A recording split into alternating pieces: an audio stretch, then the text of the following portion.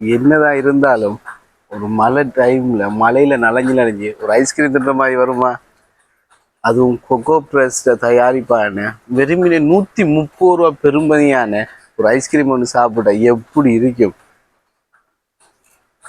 எங்கேயும் இல்லை, எப்பயும் இல்லை, நம்மள சஃபீர் ஸ்டோர்ஸ்ல மட்டும்தான்.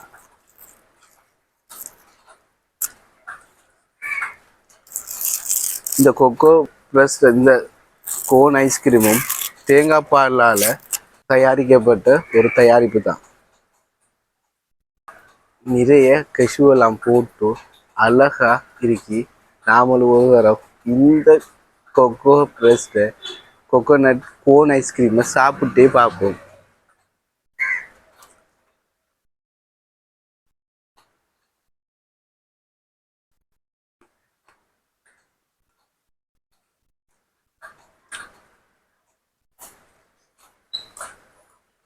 மழை டைம்ல ஐஸ்கிரீம் சாப்பிட்டா காய்ச்சல் வரும்னு சொல்லுவாங்க. அதெல்லாம் பழைய காலத்து பஞ்சாங்கம். இப்போ அப்படி இல்லை. ஒரு மழை டைம்ல ஒரு ஐஸ்கிரீம் சாப்பிட்றதே ஒரு கிக் தான்.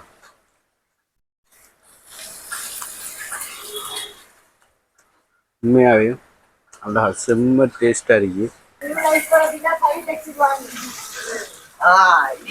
சத்தமா பூங்கடா.